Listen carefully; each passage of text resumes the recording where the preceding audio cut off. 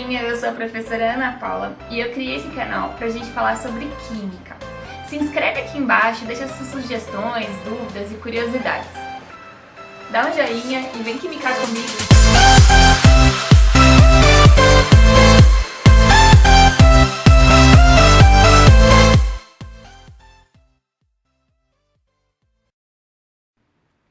Olá pessoal, na aula de hoje vamos falar sobre a tabela periódica.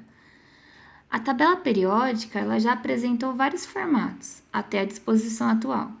Em meados de 1800 já eram conhecidos 60 elementos químicos aproximadamente e algumas propriedades.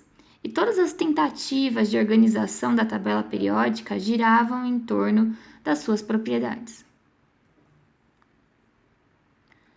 O Mendeleev ele desenvolveu a base da tabela periódica atual, organizando os elementos químicos com propriedades semelhantes em grupos ou famílias. O cientista Moseley, ele publicou, alguns anos depois, a Lei Periódica Atual, que falava que as propriedades químicas e físicas dos elementos químicos variam conforme a ordem crescente do número atômico. A tabela periódica atual, ela apresenta 18 colunas.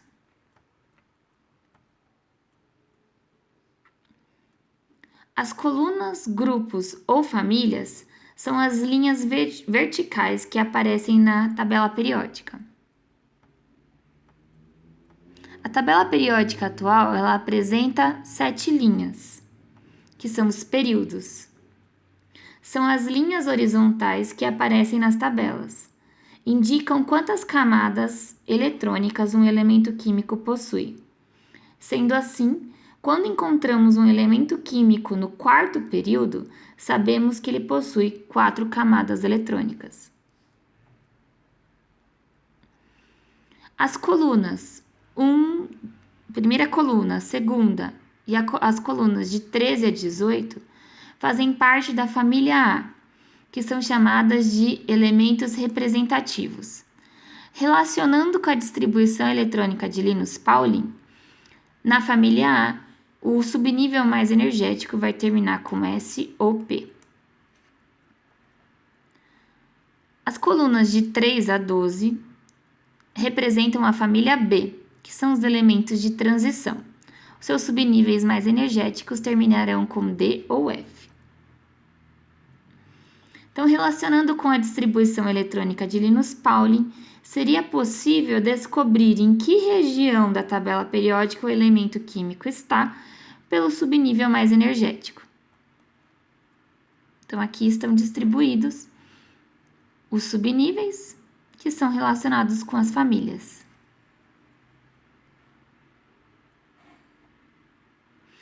A primeira coluna da tabela periódica, que diz respeito à família A, que são os elementos representativos, a primeira coluna, ela caracteriza os metais alcalinos. A segunda coluna caracteriza os metais alcalinos terrosos. A coluna 13 é a família ou grupo do boro. Coluna 14, família do carbono. 15, família do nitrogênio. A coluna 16, calcogênios. Coluna 17, halogênios, coluna 18, dos gases nobres. Então, aqui em cima, eu relacionei as colunas que são mais cobradas no vestibular. Coluna 1, metais alcalinos, coluna 2, metais alcalinos terrosos, coluna 16, calcogênios, 17, halogênios, 18, gases nobres.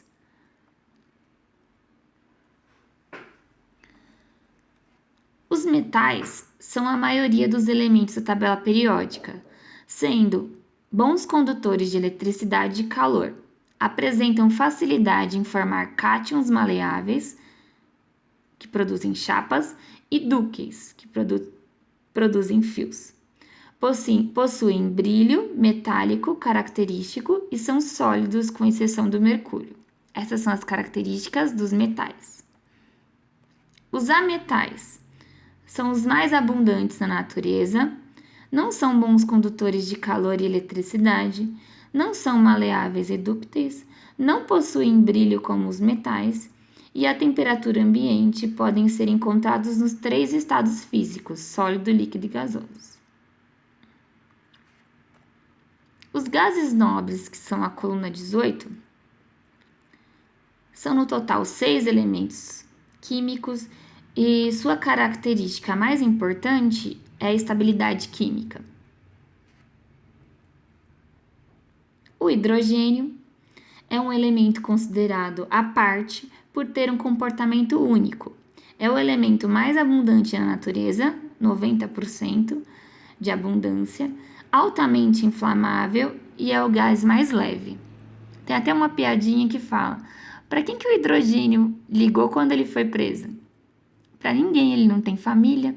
Então, o hidrogênio é um elemento que não tem família. Espero que vocês tenham gostado. Qualquer dúvida, escreve aqui embaixo. Inscrevam-se no meu canal Quimicana e vem quimicar comigo.